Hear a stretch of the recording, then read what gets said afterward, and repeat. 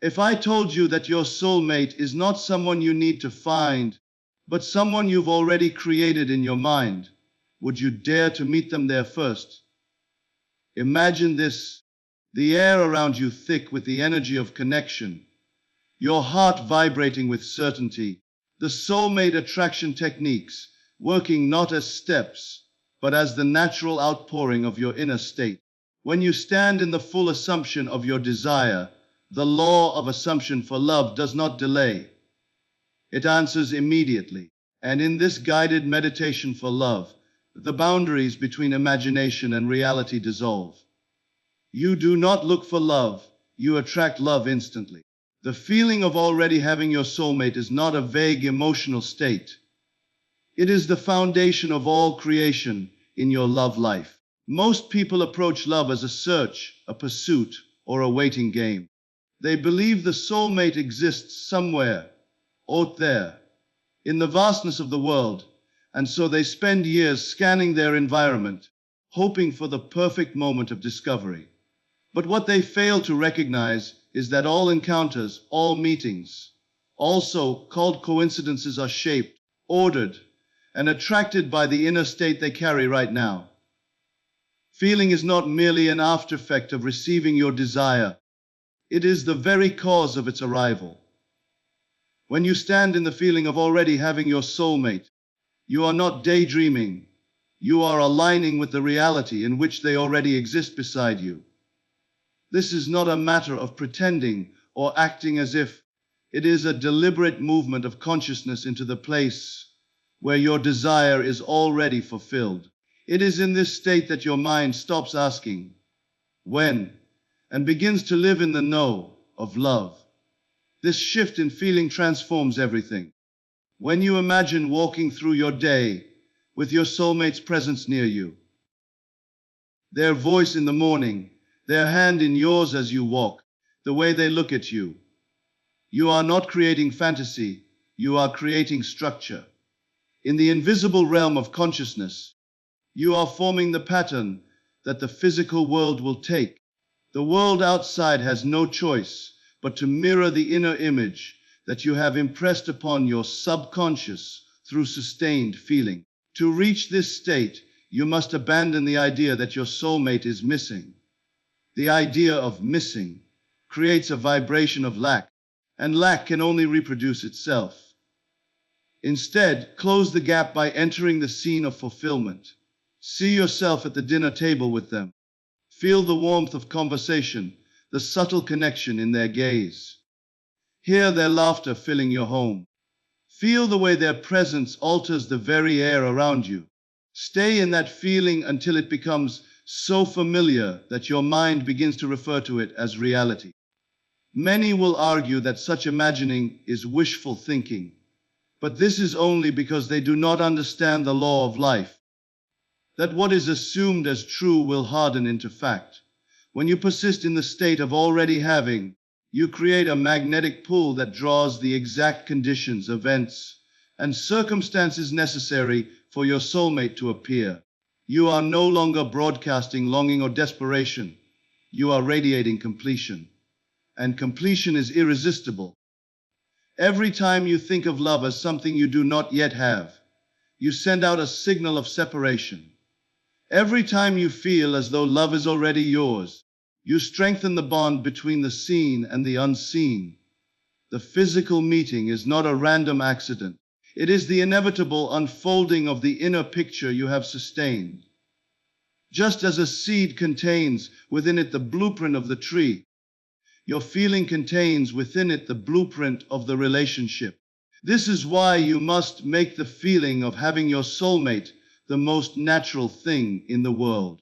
Do not make it an event you step into for a few moments during meditation and then leave behind when you open your eyes. Carry it with you in the market, at your desk, in your car. Let it shape your posture, your expression, your tone of voice. Walk through life as one who is already cherished, already chosen, already deeply connected. When you do this, you will notice subtle shifts. Strangers greet you differently. Opportunities for connection appear effortlessly. and the overall tone of your life changes to match the reality you are embodying. Remember that your soulmate is not drawn to your physical search, but to your energetic signature. That signature is determined by your dominant feeling. If you dwell in loneliness, they cannot find you, for you are occupying a different state than the one in which they exist. If you dwell in fullness, in the joy of shared love, then you and your soulmate are standing in the same state, and the meeting becomes inevitable. The process is simple but requires persistence. Whenever you feel the urge to wonder where they are, return instead to the sensation of their hand in yours. Whenever doubt creeps in, replace it with the sound of their laughter in your ears. Whenever loneliness appears, answer it with the warmth of their imagined embrace. In doing this, you are not lying to yourself. You are telling the deeper truth that in the realm of creation, there is no waiting, only choosing.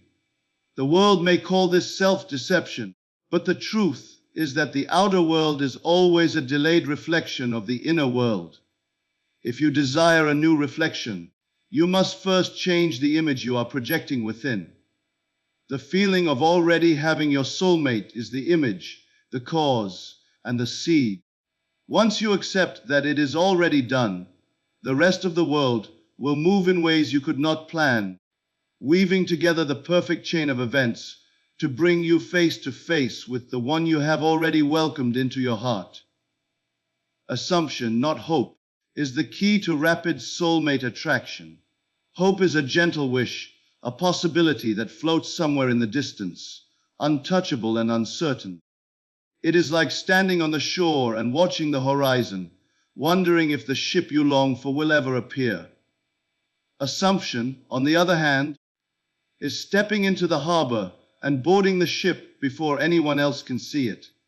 It is living from the certainty that what you desire is already here, that the relationship you seek is already yours in essence. And that time is merely catching up with the truth you have embraced within. The distinction is everything. Hope keeps your desire in the realm of the future. Assumption pulls it into the present. When you hope, you place your soulmate in a place just beyond your reach. You speak of them as coming, on the way, or someday, and in doing so you teach your mind and heart to feel separation. But when you assume, you close that gap instantly. You live, breathe, and walk as though you are already in the fullness of the relationship you desire, and the entire vibration of your being shifts to match that state. This is why assumption works so quickly. It does not wait for outer confirmation. It creates inner confirmation first, and the outer world has no choice but to follow. When you assume, you are not asking the world to deliver. You are telling the world it has already been delivered. And because the world is simply the mirror of your inner state, it reflects the truth back to you in ways that appear to be chance encounters, unexpected messages, or sudden alignments that lead directly to your soulmate. Many people misunderstand assumption. They think it is an act of imagination performed for a few minutes a day and then forgotten. In truth, assumption is a state of being. It is not something you visit. It is something you live in. You can meditate on being with your soulmate in the morning, but if you spend the rest of the day wondering if it worked, doubting, or searching for evidence, you have left the state.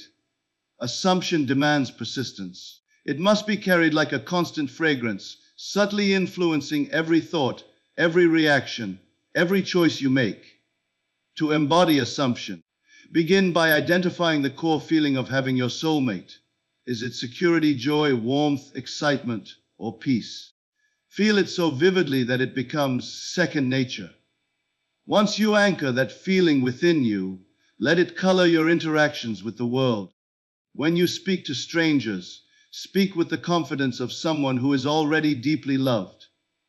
When you see couples together, respond with the knowing that your own relationship is alive and thriving, even if your senses have not yet registered it.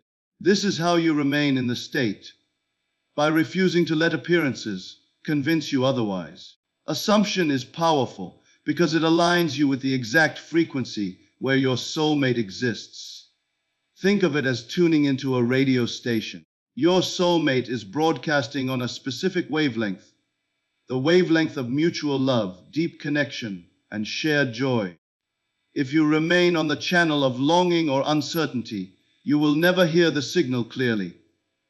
By assuming the end as already accomplished, you instantly tune into that channel, and the connection becomes inevitable. There will be moments when the outer world seems unchanged, and it is in these moments that assumption must be most fierce. The temptation will be to fall back into hope, to say, maybe it will happen one day. Resist that. Replace it with, it is already done. My life is simply catching up. This declaration keeps you rooted in the truth of the unseen, which is always the origin of the seen. Your senses will try to argue with you. They will tell you, look around, nothing has happened. But understand that the physical world is a delayed reflection. It is showing you the assumptions you held yesterday, last week, or last month. If you want a new reflection, you must sustain a new assumption long enough for it to be impressed on your subconscious. Once impressed, it will unfold into the visible with a precision that will astonish you. Living in assumption is not about ignoring reality. It is about choosing which reality to feed. The outer world has countless possibilities, but only the one you consistently assume will harden into fact. You have the power to create the script of your love life by deciding that the part of you who is already with your soulmate is the only version that exists. Everything else is dismissed as irrelevant. When you commit to assumption, life begins to rearrange itself in ways you could never orchestrate. People cross your path unexpectedly, conversations lead to introductions, and small, seemingly meaningless events stack together into the perfect chain that brings your soulmate into view. This is not luck, it is law. The inner assumption was the cause. The meeting is simply its natural effect. The speed of attraction is directly related to the depth of your assumption. A weak assumption, visited occasionally and easily abandoned, produces slow and uneven results. A strong, persistent assumption creates rapid, undeniable manifestations. When you no longer entertain the idea of if or when, and instead dwell exclusively in the certainty of now, and already you have crossed the threshold. At that point, the world must deliver, for it is bound to reflect the state you refuse to leave. Guided love meditations dissolve the line between imagination and reality, because they take you beyond the chatter of the conscious mind and lead you directly into the language your subconscious understands. In the waking state, your thoughts are often scattered, jumping from one subject to another, weighed down by logic, analysis, and external conditions. But in the meditative state, your mind becomes receptive. It is in this receptive state that the seeds of love can be planted with precision and depth, allowing them to take root and grow into the living experience of a soulmate connection. A guided meditation works by bypassing resistance. When you sit quietly, close your eyes, and follow the voice or the imagery presented to you, you shift your attention away from how things are to how things are desired to be. The world outside fades, and the inner world becomes vivid. Your senses turn inward, and you begin to see, hear, and feel the reality you want as if it is happening right now. This is not a daydream, nor is it escapism. It is deliberate creation, a conscious choosing of the state you wish to occupy.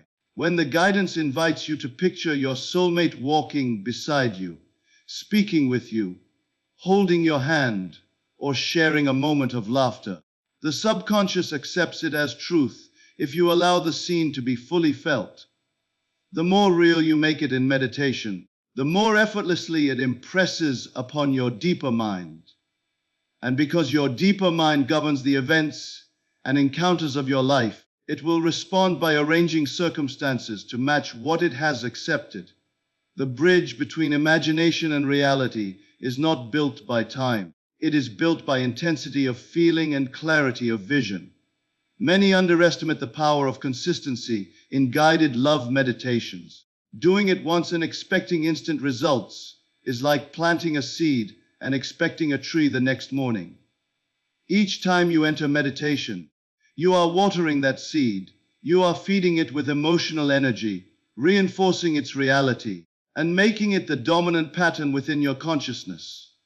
Over time, the boundary between in here and there dissolves, and you begin to experience small signs. A sudden conversation about love, a chance meeting, a dream that feels unusually vivid, all of which indicate that the inner and outer worlds are aligning.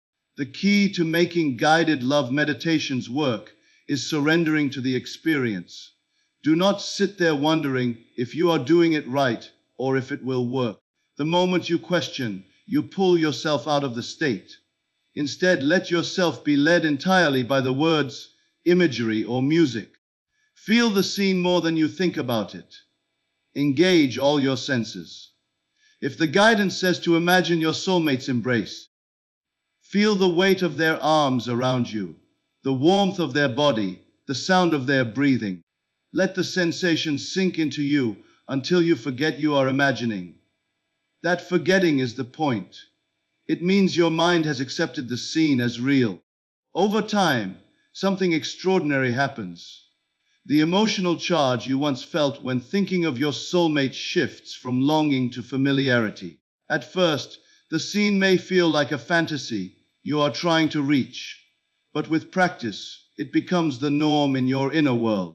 You no longer meditate to get it, you meditate to dwell in it. This dwelling is powerful because the subconscious accepts whatever is most familiar as fact. Once the scene of love and connection becomes your home within, your life must rearrange to make it your home without. Guided love meditations also train you to hold the state outside of meditation. As you go about your day, you will find yourself recalling the same feelings and images effortlessly. You might be walking down the street and feel as though your soulmate is beside you. You might sit at a cafe and instinctively imagine them across the table, smiling at you. These spontaneous moments are signs that the line between imagination and reality is gone, and that the love you have been dwelling in internally is preparing to step into physical form. Some may say that it is dangerous to blur imagination and reality, but in truth, you are doing it all the time. The only difference is that without awareness, you blur them with scenes of doubt, fear, and limitation, which then harden into fact. Guided love meditations allow you to take control of this natural process, replacing unintentional creation with deliberate, loving, purposeful creation. They let you choose exactly which version of reality to impress upon yourself, ensuring that what shows up in your outer world is a reflection of your deepest desires, rather than your passing worries. As the scenes in your meditation grow more natural, the urgency to make them happen fades. This is a crucial turning point. When you no longer feel desperate for the result, it is because you have fully claimed it within. At that moment, the outer reflection becomes inevitable. The meditation has done its work. It has rewritten your inner state until the love you once sought has become the love you live in, both within and without. Visualization should be vivid, emotional, and persistent because it is not simply a mental exercise. It is the blueprint for the life you are about to live. Every clear picture you hold in your mind, when charged with emotion and repeated consistently, becomes an instruction to the deeper part of you that shapes the events of your life. Without clarity, the image is weak. Without emotion, it is lifeless. Without persistence, it fades before it can take form. When all three are present, the image is alive, magnetic, and inevitable. To visualize vividly means you must go beyond a vague sketch of your desire. If you wish to be with your soulmate, Do not simply think of being in a relationship. See the exact details. The way their eyes light up when they look at you, the sound of their voice calling your name, the feeling of their hand in yours. Notice the surroundings. Are you indoors or outside? Is there sunlight streaming through the window? Or is it the soft glow of evening? What are you wearing? What expression do they have on their face? The more detail you can add, the more tangible it becomes to your inner senses. Your subconscious cannot distinguish between an imagined experience vividly felt and one that has already happened. But vividness alone is not enough. The picture must be alive with feeling. This is where emotion enters. If the scene in your mind is flat, your deeper mind will not respond to it with urgency. Feeling is the signal that tells your inner self, this is important, this is real, this must be created. When you add emotion, joy, safety, excitement, gratitude, you ignite the image with energy. Imagine hearing your soulmate tell you they love you. Do not simply see the words. Feel the rush of warmth in your chest, the way your breathing changes, the way your body relaxes into their presence. Let your imagination reproduce the emotional reality so completely that your body responds as though it is happening now. Persistence is the force that seals the work. A single burst of vivid, emotional visualization may plant the seed, but without tending to it regularly, the seed can be overshadowed by old patterns, doubts, and fears. You must return to your scene again and again until it becomes second nature, until it begins to surface in your thoughts without effort. At first, you may have to close your eyes and focus deliberately to recreate it. Over time, you will find it appearing spontaneously in idle moments. When waiting in line, when lying in bed, when riding in a car. This is the sign that it has begun to take root.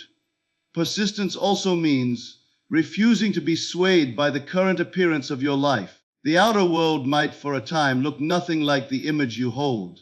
This is the moment when many give up, deciding it is not working. In truth, the changes are already underway, but because the physical world lags behind the inner, you cannot yet see them. If you abandon the image too soon, you halt the process just before it would have appeared. Persistence requires faith in the unseen, faith that your inner work is the cause, and the outer is simply the delayed effect. It is also important to understand that the more vivid, emotional, and persistent your visualization, the more natural it feels. At first, the scene may feel foreign, something you are trying to reach. With repetition, it begins to feel familiar, as though it has always been part of your life. This shift in feeling is the true measure of progress. When the scene in your mind feels natural, your subconscious accepts it as the current reality, and the outer world must align to match. Some people make the mistake of overcomplicating visualization, believing they must see every tiny detail perfectly or it will fail. In truth, perfection is not the goal, immersion is. You may not see a crystal clear image like a photograph, but if you can evoke the feeling of being there, the sensory impressions, and the emotional atmosphere, it is enough. The subconscious works with impressions and feelings, not rigid technical accuracy. To strengthen your practice, combine multiple senses in your scene. See the colors, hear the sounds, feel the textures, smell the scents. Imagine the subtle details, the warmth of their skin, the faint aroma of their cologne or perfume, the rhythm of their breathing. These sensory layers make the scene more believable to your mind, and therefore more powerful in its creative effect. Over time, your vivid, emotional, and persistent visualization becomes the dominant reality in your inner world. When this happens, you no longer seek or chase. You live in the quiet, knowing that it is already yours. This knowing is magnetic. It draws the people, places, and events into your path that match the love you have been dwelling in. From that point on, the meeting of your soulmate is not a possibility.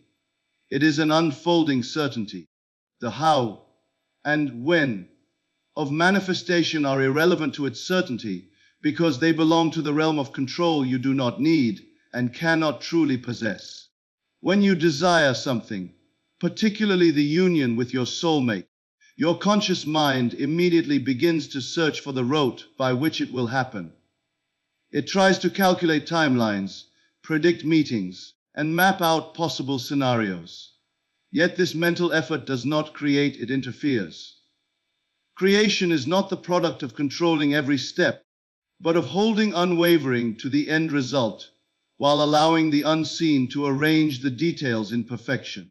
When you focus on how, you enter the field of limitation. You restrict your desire to only those ways your mind can currently conceive, shutting out infinite possibilities that could deliver your soulmate in ways you cannot imagine. The conscious mind works with what it has known and seen before, but your manifestation can arrive through paths far beyond your experience. If you believe it can only happen through meeting a certain type of person at a certain event, you may overlook the chance encounter, the unexpected introduction, or the chain of events that appears random, but is in truth the unfolding of your desire. When you focus on when, you create tension.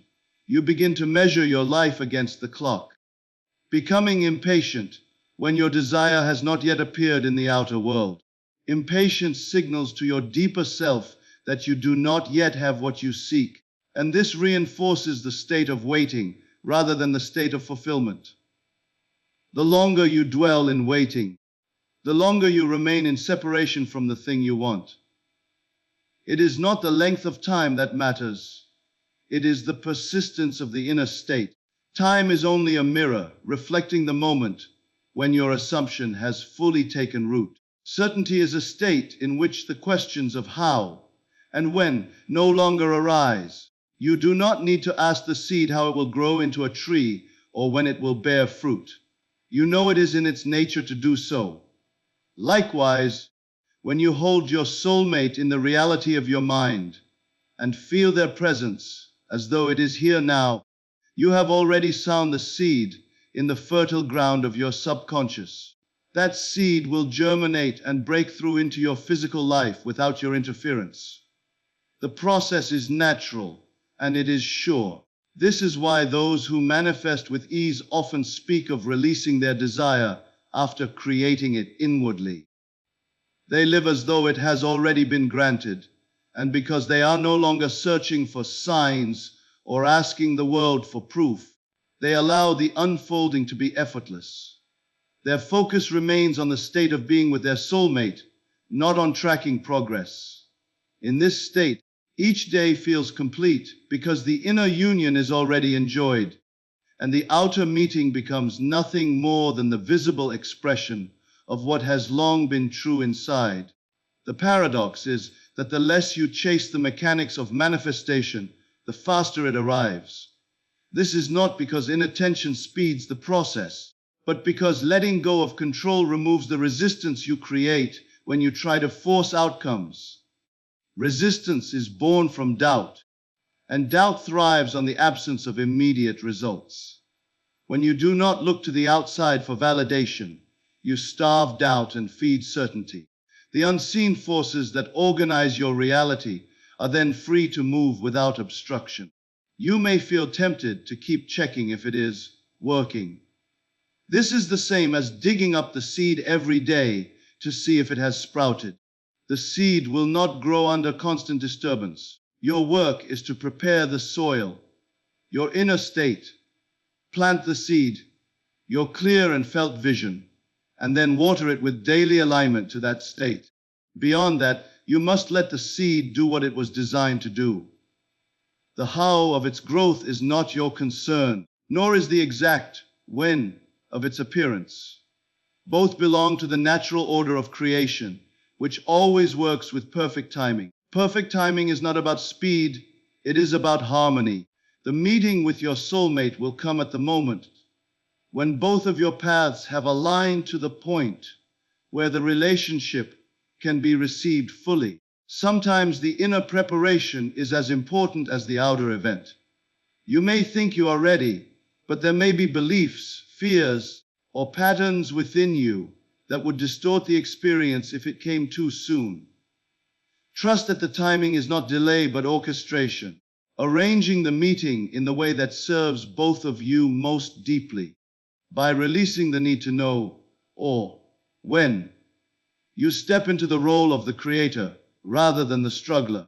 You allow yourself to live in the joy of the end result now, and in doing so, you magnetize the outer to match the inner.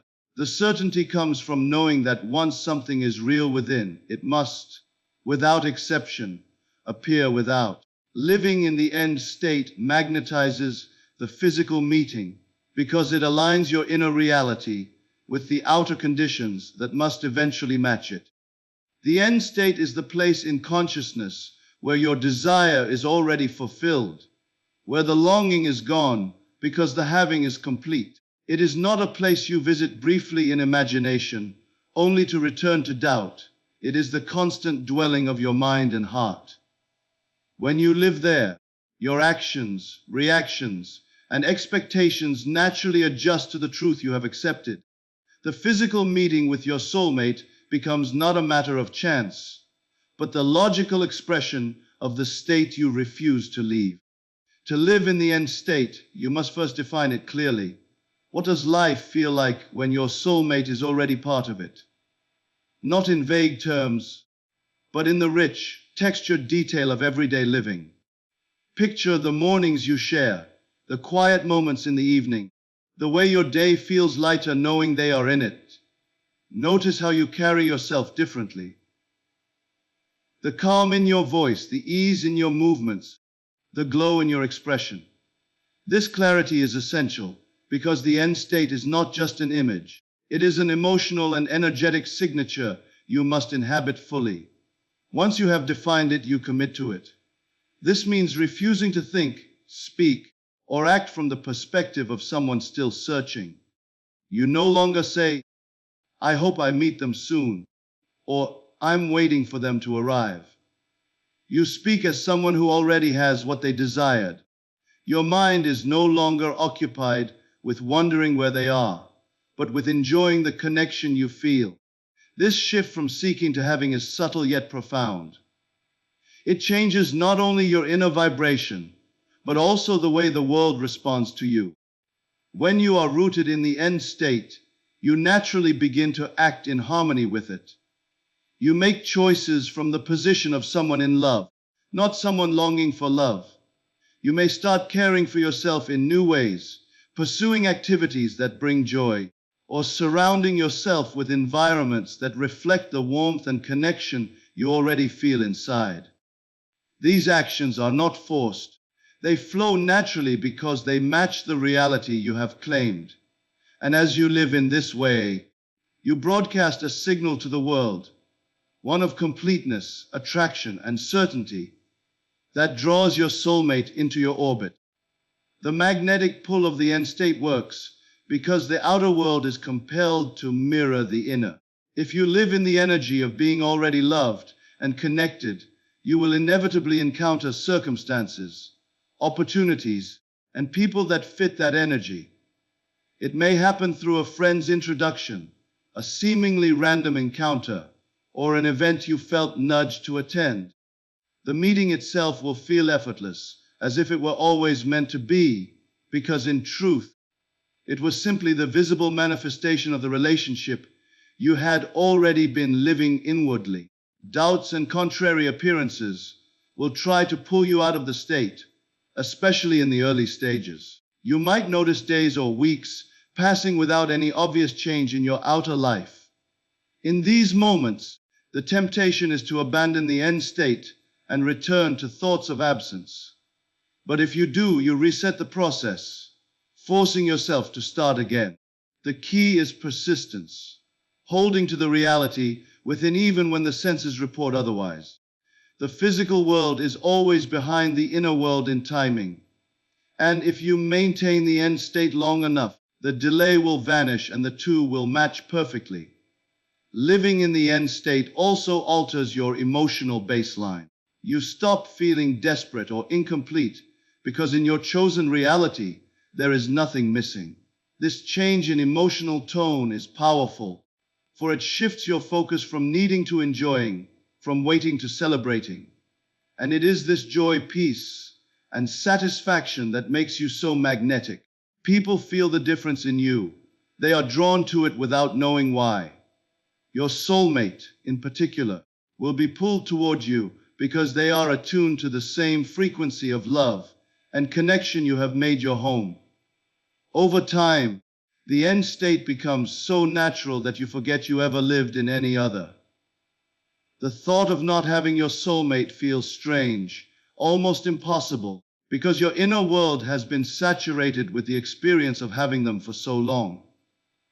At this stage, manifestation is no longer something you are working toward. It is simply the unfolding of what you have been living all along. The meeting, when it happens, will feel both magical and inevitable, like stepping into a scene you have walked through 1,000 times in your mind. This is the power of living in the end state. It makes the unseen so real within you that the outer world has no choice but to bring it into view. The journey to attracting your soulmate is not a matter of chance, nor is it a gift given to a select few. It is a conscious creation, built from the inside out. You have learned that the feeling of already having is the seed. That assumption is the soil in which it grows. That guided meditations water it until it becomes vivid. That visualization gives it form and life. That letting go of the how and when allows it to unfold in perfect order. And that living in the end state is the sunlight that draws it into full bloom. When these principles become your daily practice, you no longer look to the world for proof, because the proof is alive within you. You stop searching for signs and begin living as the sign itself, the embodiment of the love you desire. The moment you dwell in that certainty, the meeting becomes inevitable, not because of effort or struggle, but because the world must mirror what you hold as true. Do not treat this as theory. Live it. Let each breath, each step, each thought be infused with the reality of the love you have claimed. And as you persist, you will one day realize that your soulmate was never truly coming. They were always here, waiting for you to step into the state where you could meet them face to face.